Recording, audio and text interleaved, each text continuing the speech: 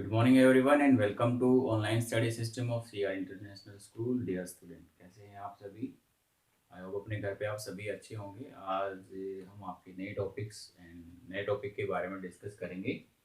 आज आपका ये फाइनल टॉपिक है, लास्ट पॉइंट है आपका, that is broader meaning of the democracy, right.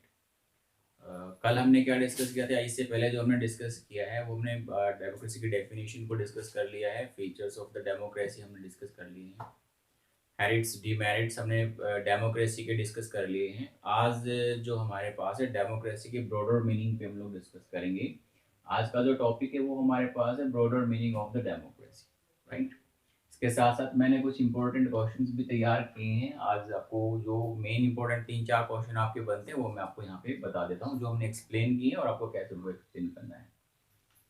तो broader meaning of the democracy का हम लोग क्या समझते हैं आपका, कि जो डेमोक्रेसी है उसका एक्चुअल मीनिंग क्या है, what is the meaning of the democracy. जो हमने डेफिनेशन पढ़ी थी, democracy is a form of the government in which rulers are elected by the people. देखो ये तो हमने पढ़ लिया है, अच्छे से जान लिया है, लेकिन क्या जिस तरह का रिप्रेजेंटेशन आज हम देखते हैं, क्या डेमोक्रेसी वैसी जब इम्प्लीमेंट की गई थी तो क्या सेम तरीके से इम्प्लीमेंट की गई थी? डेमोक्रेसी क्या है हमारे पास, एक सेट ऑफ प्रिंसिपल है, हम कह सकते हैं आपका democracy is the set of the principles which अगर वो फॉलो किए जाते हैं, if we follow this principles so it is better. अगर हम लोग फॉलो नहीं करते हैं तो फिर हमारे पास वही डिक्टेटरशिप और हमारी जो आपका मिलिट्री है या फिर मोनार्क है, वही सेम चीजें हमारे पास डेमोक्रेसी के अंदर आ सकती है। No government is a perfect government, इस बात को आपको ध्यान में रखिए, चाहे वो डेमोक्रेटिक गवर्नमेंट हो, चाहे वो आपका मोनार्की हो, चाहे वो आपका डिक्टेटरशिप हो, किसी भी गवर्नमेंट को हम लोग परफेक्ट गवर्नमेंट नहीं कह सकते, क्योंकि हमने देखो डेमोक्रेसी नो डाउट बाकी सभी गवर्नमेंट से तो अच्छी है, लेकिन इसका मतलब ये नहीं कि डेमोक्रेसी इज द बेस्ट, कि डेमोक्रेसी सबसे अच्छी सरकार को हम बोलेंगे, ये नहीं कह सकते आपका। हाँ, दूसरी जो गवर्नमेंट है उनसे हमारे पास जो डेमोक्रेसी है उनसे ज़्यादा इसके रिजल्ट बहुत अच्छे हैं डेमोक्रेसी की। तो इसको हमने इसका इवेल्युएशन किया गया। Democracy is evolvated through different different experience. अलग अलग कंट्रीज ने डिफरेंट डिफरेंट एक्सपीरियंस किए हैं, एक्सपीरियंस करने के बाद इसको इवेलुएट किया है, और इवेलुएट करके आज जो हमारी जो डेमोक्रेसी आपकी, वो मेनली अगर हम देखते हैं आपका, तो जो हमारे पास बनी हुई वो रिप्रेजेंटेटिव डेमोक्रेसी है। यानी कि रिप्रेजेंटेटिव डेमोक्रेसी हम लोग, जैसे मैं आपसे बात को रिप्रेजेंटेटिव का मतलब आप समझते हैं, जैसे कि हम लोग खुद कहीं पर जाकर अपना रिप्रेजेंटेशन ना करें, खुद हम जाके कोई बात ना करें, हम अपने बिहाफ पर किसी को भेज कर वहाँ पर अपनी बात को रखवा देते हैं। फॉर एग्जाम्पल सपोज करो कि कोई मीटिंग है, मीटिंग में मुझे अर्जेंटली कोई वर्क हो गया तो मैं वहाँ नहीं जा सकता, लेकिन मैं अपना कोई रिप्रेजेंटेटिव या फिर अपने बिहाफ पर किसी को भेजूंगा जो मेरी बात वहां जाकर आपका बोल पाएगा। तो वो हमारे पास रिप्रेजेंटेटिव डेमोक्रेसी। तो आज जो जितनी भी डेमोक्रेसीज हैं, most of democracy are representative democracy, यानी कि वहां पर रिप्रेजेंटेटिव डेमोक्रेसी हम लोग आज कह सकते हैं आपका। अगर हम आज की डेमोक्रेसी को देखते हैं तो वो हमारी कैसी डेमोक्रेसी है? Representative democracy.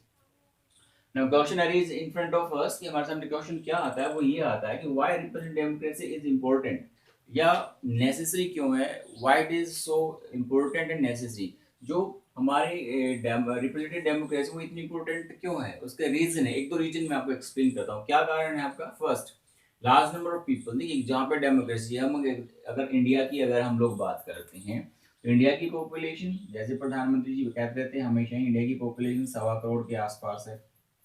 तो क्या आप प्रैक्टिकली ये पॉसिबल है कि हम लोग एक जगह इकट्ठे हो जाएं? मान लो हमारा रिप्रेजेंटेशन नहीं है, हम रिप्रेजेंटेटिव डेमोक्रेसी को नहीं मानते हैं, तो क्या ये प्रैक्टिकली पॉसिबल है कि जो 125 करोड़ लोग हैं वो एक जगह पर इकट्ठा हो जाएं, मीटिंग करें और किस डिसीजन को लें? अगर ऐसा करने लगेंगे तो उनको इकट्ठा होने में ही बहुत टाइम लग जाएगा, और इकट्ठा होने के बाद एक एक आदमी से अगर उसकी ओपिनियन के बारे में पूछा जाएगा तो हम लगभग हमारे पास सालों लग जाएंगे एक पर्टिकुलर डिसीजन को लेने के लिए। तो इसलिए हमारे पास इस चीज से बचने के लिए हमारे पास क्या कर दिया गया कि हम लोग क्या करते हैं, अपने रिप्रेजेंटेटिव्स को क्या करते हैं आपका यहाँ पर चुनकर भेजते हैं। जैसे आप लोग आपके एमपी हो गए, एमएलए हो गए, या आपका पंच हो गया, सरपंच हो गया, इस तरह से हम लोग उनको चुनकर भेजते हैं आपका।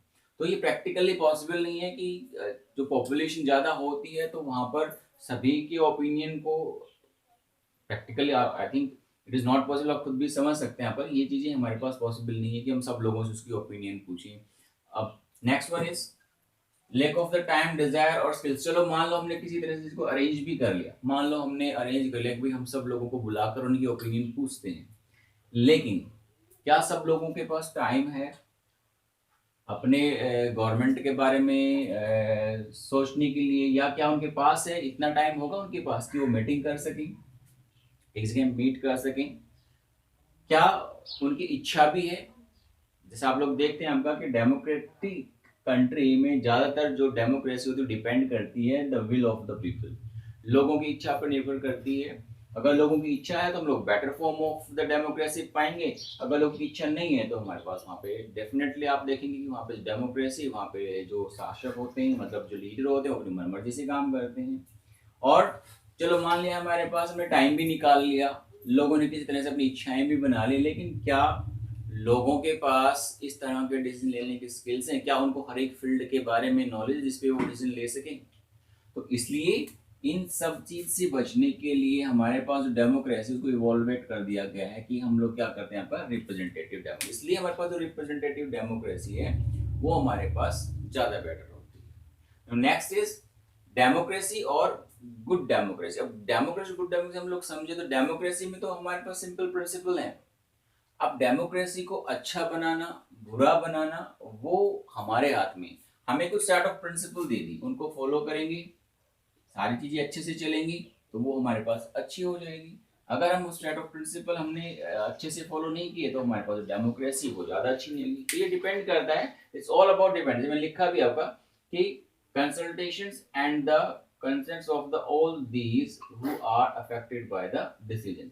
अब डेमोक्रेसी ने प्रिंसिपल बना दिए हैं, लेकिन क्या वो अच्छी डेमोक्रेसी के लिए क्या है कि जो कंसल्टेशन किया जाता है, यानी कि लोगों से पूछना, कंसल्ट करना, उनसे जानकारी लेना कि उनको इस बारे में पता होना चाहिए ये डिसीजन लिया जा रहा है और इससे जो लोग इफेक्टेड होंगे, अगर उससे उनकी ओपिनियन के बारे में जाना जाता है तो वो अच्छी डेमोक्रेसी बन जाती है। अदरवाइज आपके डेमोक्रेसी के प्रिंसिपल तो सभी फॉलो करते हैं, बहुत सारे ऐसी कंट्री का एग्जाम्पल आपने देखा जो लोग अपने आप को डेमोक्रेटिक कंट्री बोलते हैं लेकिन एक्चुअली वो डेमोक्रेटिक कंट्री है नहीं। Last one is no country is perfect democracy. मैं आपको पहले भी बता चुका हूँ कोई भी कंट्री हमारा परफेक्ट डेमोक्रेसी नहीं है, यानी कि वो डेमोक्रेसी के सभी रूल्स को फॉलो नहीं करता है। कहीं ना कहीं उसमें कोई ना कोई, जैसे मेरिट्स और डीमेरिट्स भी हमने पढ़े थे, कहीं ना कहीं उसमें कोई ना कोई लूप होल आ जाता है, कोई ना कोई प्रॉब्लम जरूर आती है। तो डेमोक्रेसी में कोई भी ऐसा कंट्री आज तक वर्ल्ड में ऐसा नहीं जो परफेक्ट डेमोक्रेसी हम लोग कह सके। हाँ, they are following some principle of the democracy, वो प्रिंसिपल फॉलो कर रहे हैं। अब प्रिंसिपल फॉलो कर रहे हैं तो ऑब्वियसली बात है, तो डेमोक्रेसी स्टेप बाय स्टेप करके वो इम्प्रूव होते जा रहे हैं। अब इम्प्रूव करने वाले लोग, जैसे मैंने पहले अपलाइन बोला, we the people make it, that's very important thing. अगर हम लोग इलेक्शन के अंदर पार्टिसिपेट करेंगे, अगर हम लोग अपनी अपनी वोट की वैल्यू समझेंगे, राइट, तो जैसे गवर्नमेंट बार बार कहती है cast your vote, cast your vote, अपनी वोट डालो, दैट इज मोर इम्पोर्टेंट। तो ये वी आर अवेयरिंग, अगर हम लोग अवेयर हैं तो जो गवर्नमेंट होगी वो अच्छी रहेगी। डेमोक्रेसी ने प्रिंसिपल दे दिया, it's depend upon you how we follow this principle. ये हम पे डिपेंड करता है कि हम लोग प्रिंसिपल को कैसे फॉलो करते हैं। इन रूल्स को अगर हम अच्छे से फॉलो करेंगे, हम अच्छे से वोट डालेंगे, राइट। और फिर दूसरा तो डेमोक्रेसी के बारे में आप सबको पता ही है, democracy give us chance to correct our own mistake. मान लो हमने कोई गलती से कोई गलत लीडर को चुन भी लिया, तो डेमोक्रेसी का फीचर आपने पढ़ा है कि डेमोक्रेसी हमें क्या करती है कि ये हमें अलाउ करती है कि हम अपने मिस्टेक को क्या कर सकते हैं, आपको सुधार सकते हैं। यानी कि नेक्स्ट इलेक्शन में हम लोग उस कैंडिडेट को वोटिंग नहीं करेंगे। ये हमारे पास है, तो ये किस चीज से पॉसिबल हुआ? So we people, so we need to be aware. तो हमें क्या करना पड़ेगा, हमें खुद को अवेयर होना पड़ेगा अगर हमें डेमोक्रेसी को अच्छी डेमोक्रेसी में कन्वर्ट करना है। ठीक है, अच्छी डेमोक्रेसी से मतलब लोगों से कंसल्ट किया जाए, लोगों के डिसीजन जो लिए जा रहे हैं, जो भी लोग उससे इफेक्टेड होते हैं उनसे उनसे पूछा जाए, उनके बारे में समझा जाए। दूसरा, ये लोगों की अवेयरनेस पर डिपेंड करेगा कि डेमोक्रेसी की सिर्फ डेमोक्रेसी ही रखना है या फिर उसको अच्छी डेमोक्रेसी बनाना है। So this is all about the broader meaning of the democracy. Now आज मैंने कुछ इंपॉर्टेंट क्वेश्चन निकाले, जो तो दो तीन क्वेश्चन है, ज्यादा क्वेश्चन नहीं है आपके। इंपॉर्टेंट क्वेश्चन में जो हमने डिस्कस किए वो हमने सिर्फ उन्हीं के बारे में आपको बताना है। पहला ही क्वेश्चन हमारे पास है, what do you mean by democracy. आप डेमोक्रेसी की डेफिनेशन देंगे, बहुत सिंपल सी डेफिनेशन आपने की हुई है। Democracy is the form of the government in which rulers are elected by the people. Democracy क्या होती है हमारे पास, एक गवर्नमेंट होती है जिसमें जो रूलर्स होते हैं उनको चुना जाता है, किनके द्वारा, लोगों के द्वारा। And all kinds of the decision are taken by the elected representative. और जितने भी डिसीजन जो होते हैं हमारे पास वो उन्हीं के द्वारा लिए जाते हैं। तो वो हमारे पास डेमोक्रेसी की डेफिनेशन है। अब हमने इसके फीचर्स पढ़े हैं, हमने इसके 4 फीचर्स पढ़े हैं। That is one person, one vote, one value आपने पढ़ा है। फ्री एंड फेयर इलेक्शन आपने पढ़ा है, ठीक है। Rulers are elected by the people. तो इस तरह हमने 4 फीचर्स पढ़े हैं। तो we have to mention this 4 feature in this question. इस क्वेश्चन में आपको ये 4 फीचर्स आपको फिल करने, आपको आंसर में लिखने हैं। तो दीज 3 इंपॉर्टेंट क्वेश्चन, ये आपके बहुत इंपॉर्टेंट क्वेश्चन है तीनों, और बहुत बार हमारे क्वेश्चन आपके पूछे जाते हैं, इनसे बाहर कोई क्वेश्चन नहीं बनता आपका। नेक्स्ट हमारे पास है, what is democracy and what are the merits of the democracy. अगला हमारे पास क्वेश्चन ये बन सकता है आपका कि डेमोक्रेसी की डेफिनेशन क्या है, इसके मेरिट्स क्या है, मतलब इसके फीचर्स क्या है, इसके नॉट फीचर सॉरी, इसके मेरिट, इसकी विशेषताएं क्या है, इसके फायदे क्या है, राइट। तो वो हमारे पास मेरिट्स हमने पढ़नी है, इसके गुण क्या है वो हम लोग इसमें पढ़ेंगे। Next question can be what is democracy and what are the demerits. या फिर ये क्वेश्चन ऐसे बन सकता है आपका, give some arguments against the democracy. Democracy के खिलाफ कुछ आर्गुमेंट्स दीजिए, या फिर give some arguments for the democracy, यानी कि what are the positive points of the democracy, what are the negative points of the democracy, can be question ऐसे भी आ सकता है आपका।